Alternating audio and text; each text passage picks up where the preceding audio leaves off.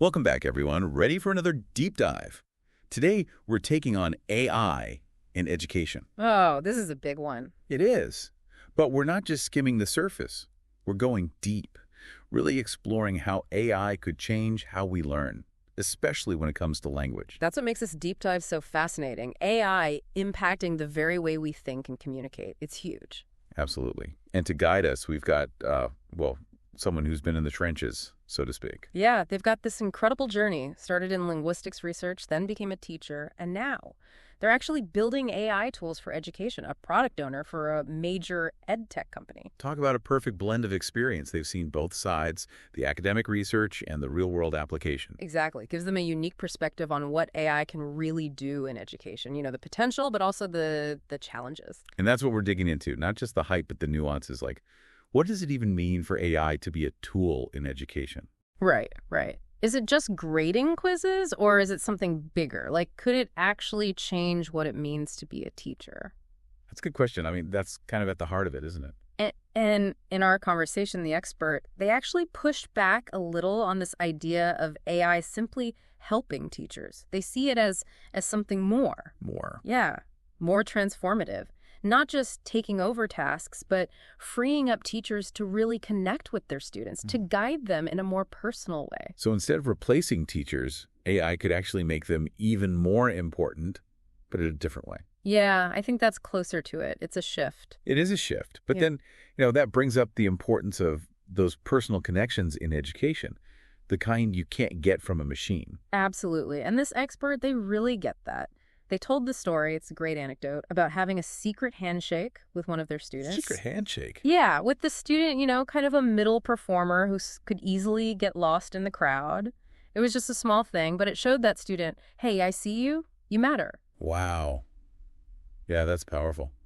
Makes me think of some of my own teachers, the ones who really made a difference. It wasn't always about what they taught, it was that connection. And that's what this expert thinks AI can actually help with. Like, imagine if AI could handle all the time-consuming stuff, the grading, the basic feedback. So teachers have more time for those individual connections, for really guiding each student. Exactly. That sounds great in theory, but I can't help but wonder about the practical side. I mean, could AI really personalize learning for every single student? Yeah. Especially in big classes. Well, that's where the details of how AI works get really important.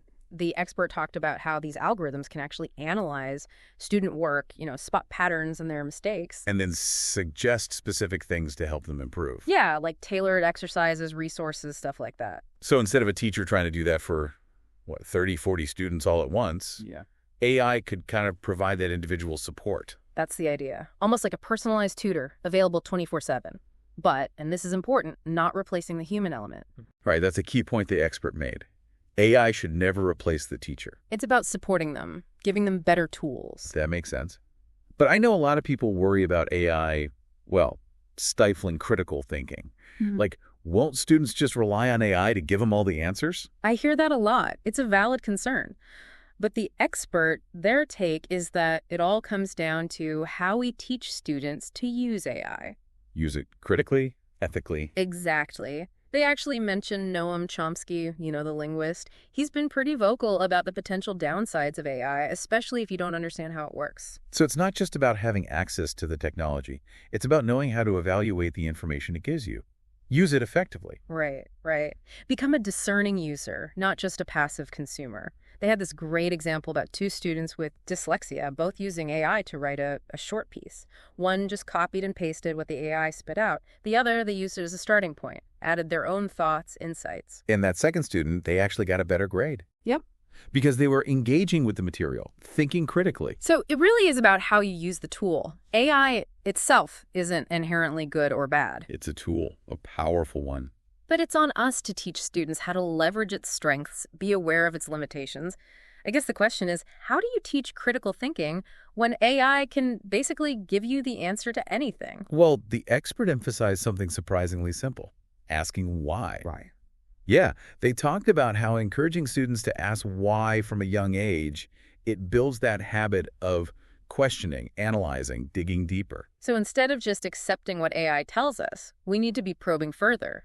questioning the assumptions, considering different perspectives. Exactly. Turning AI from a passive answer machine into a tool for active learning exploration. That's interesting. Almost like AI is forcing us to become better thinkers just to keep up. Maybe so. But all this makes me think about the data AI relies on. Data privacy is a huge concern for a lot of people, especially when it comes to kids. Huge. And it's something this expert is really passionate about. They're a big advocate for what they call closed systems for educational AI. Meaning student data is kept secure, not just floating around online where anyone can access it. So it's about being very deliberate about what data is collected, how it's used, and making sure it's protected. Exactly. I mean, they told this story about working with engineers to develop an AI solution. And these engineers kept pushing for more data, more. And the expert was pushing back. Oh, yeah. They kept asking, do you really need that specific piece of information? Is it essential? So it's a battle sometimes, making sure student privacy is protected. Definitely a tension there. But I think it's encouraging that someone's fighting that fight. It is. Yeah. I wonder how these companies balance the need for data with the need to protect privacy, especially for kids. It's a tough one. It is. And this expert, they tied this into a bigger need for what they call data literacy. They actually use the analogy of those website cookies. Oh, the things we all just click accept on without reading. Yeah. Exactly. Most of us just blindly consent, and that can have real consequences for our privacy. Ugh, that's so true. I'm totally guilty of that. But what does that have to do with education? Well, it's about understanding how our data is being used, not just on websites, but in all sorts of contexts. Social media, healthcare, and yes, education. So it's about becoming more critical, aware of how our digital footprints can be used. Exactly. Empowering students to be informed citizens in this digital age. And this expert believes it should be part of the curriculum from a young age. They mentioned how GDPR and cookie consent are actually being taught in some schools now. Wow, really? So kids are learning about this stuff earlier. Yeah, which is a good sign, right? Like we're starting to take data literacy seriously. It is good news, though it makes me wonder, if we're teaching kids about data privacy, about using AI critically, does that make them more skeptical of technology in general? That's a great question. I don't know if it's about skepticism exactly. It's more about being informed, empowered, understanding both the potential benefits and the risks. So equipping them with the tools to navigate this world where technology is constantly evolving, right? Yeah. And where the lines between real and virtual are getting blurrier all the time. It's definitely a lot to think about. It is. And actually, that brings us to another fascinating aspect of this whole conversation. How AI could change the way we learn beyond the traditional classroom setting. Oh, okay. So not just in school, but... Yeah. The expert had this really interesting example from their own life that illustrates this perfectly. They actually use text-to-speech technology to listen to the news while they cook. Okay. So they're learning while doing something else entirely. Exactly. And it made them think about all the possibilities. Like, what if we could weave learning into our everyday lives, make it more accessible, more integrated? That's fascinating. It makes you think about all the ways we could learn, not just sitting at a desk. Right. It opens up so many possibilities, especially for people who don't learn well in traditional settings. And the expert talked about how AI could make it even more personalized, like tailoring education to each student's specific needs and how they learn best. Exactly. No more one size fits all. Because not everyone learns the same way. Some people are visual learners, some are auditory, some need hands-on experiences. And AI could help create those individual learning paths, couldn't it? That's the idea. AI could figure out a student's strengths, their weaknesses. And then recommend resources, activities, even connect them with other students who learn in similar ways. Like a personalized guide for education. That's a great way to put it. It could be incredible for students who haven't been successful in traditional classrooms. Maybe they discover passions they never knew they had. It really could unlock potential we don't even see yet. But we also have to be careful, right? AI could end up reinforcing biases, especially in education. Oh, absolutely. That's a huge concern. If the data used to train the AI is biased, it could make inequalities even worse instead of better. Exactly. We can't just assume AI will be fair and equitable on its own. So human oversight is crucial. Definitely. Teachers, curriculum developers, even students themselves, they all need to be involved in shaping how AI is used. Making sure it aligns with our values, our goals for education. Right. It's a partnership. AI and humans working together. Which leads to another question. How do you even measure learning in a world where AI can just give you the answers? Or even do your assignments for you? Does that change how we think about grades? That's the big question, isn't it? And honestly, it's something a lot of people are still figuring out. The expert thinks we need a fundamental shift in how we think about assessment. Not just memorizing facts anymore. Exactly. It's about higher order thinking skills, the stuff AI can't replicate, at least not yet. Like critical thinking, creativity, problem solving, being able to connect ideas, not just spit out facts. Right. And AI could actually help us assess those skills in new ways. Imagine AI tools that analyze student work for depth of thought, for originality, not just checking for right answers. That would be amazing. We could start to recognize that learning isn't just linear. Students progress in different ways. And it could help us identify students who need extra support early on. But AI's potential goes beyond the classroom, too. What about its role in helping students figure out their future careers? Oh, that's huge, especially now with the job market changing so quickly. It is. And the expert thinks AI could have a big impact here. Like how?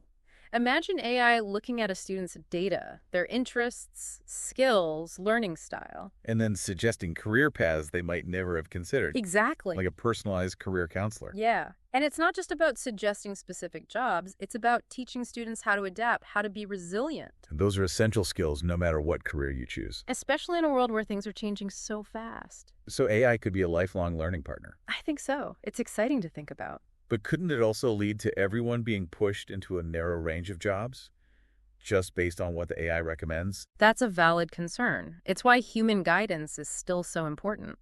We need mentors, teachers who can help students understand the AI's suggestions, challenge them if needed. Exactly, and encourage them to follow their passions, even if it's not what the algorithm predicted. Because our career choices are about more than just data points, right? They're about our values, what we care about. Definitely, it's finding that balance. Speaking of balance, what about students with learning differences? Can AI help them too? That's an area where AI has already made a big difference. Oh yeah, like those text-to-speech programs. Exactly.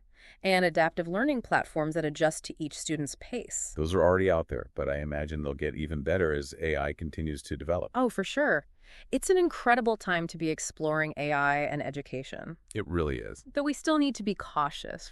Yeah. Thoughtful about how we integrate AI into our classrooms, into education as a whole. It's not about replacing teachers or human interaction. It's about finding ways for AI to support learning, to make it more engaging, more equitable.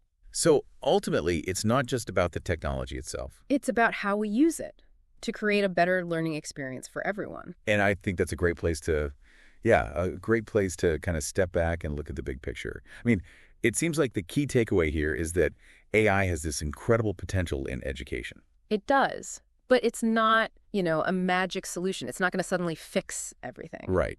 It's about using it thoughtfully, intentionally. Finding that balance, that sweet spot where technology and human ingenuity come together. That word balance keeps coming up. And it makes sense, doesn't it? It's not AI versus humans. It's about finding that harmony. And what's so exciting is that the future of AI in education, it's not set in stone. It's being shaped right now by educators, by policymakers, researchers, even students themselves. Like we're all part of this big experiment. Figuring out what works, what doesn't, what we need to watch out for. And that's why conversations like this are so important. We need to hear different perspectives, challenge assumptions. Really think critically about all this. Because the choices we make now, they'll have a ripple effect. They will.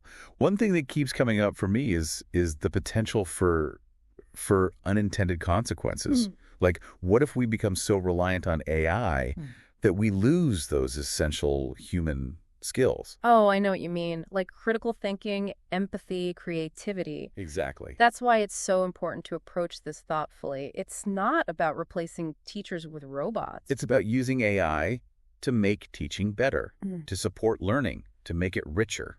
And that's something that really came through in our conversation with the expert, their respect for educators. They see teachers as so much more than just, information dispensers. Right. They're mentors, they're guides. They create connections, and those are things AI just can't do, no matter how advanced it gets. Yeah, no robot can replace a teacher's encouragement, that individual attention. Exactly. And those are the qualities we need to keep nurturing, even as we explore AI.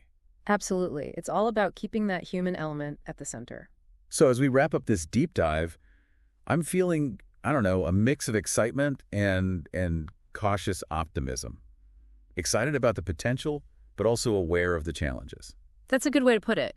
Excited about what AI could do to personalize learning to make it more accessible. To prepare students for the future. But also cautious, making sure we use it ethically, thoughtfully. Always with the human learner in mind. Always. Well, I think that about covers it for this deep dive. It does. But before we go, we wanted to leave our listeners with something to think about. Always like to end with a question. So here it is. If you could design the ideal AI-powered learning experience, what would it look like? What role would AI play? What role would human interaction play? And most importantly, what kind of learner would it create? That's the big question. It is. It's an invitation to really think about how we want technology to shape education, to shape our lives. So keep exploring, keep questioning, and keep learning. The future is out there, waiting to be shaped. And on that note, thanks for joining us for this deep dive into AI and the future of education. We'll be back next week with another deep dive into a fascinating topic. Until then, keep those brains buzzing.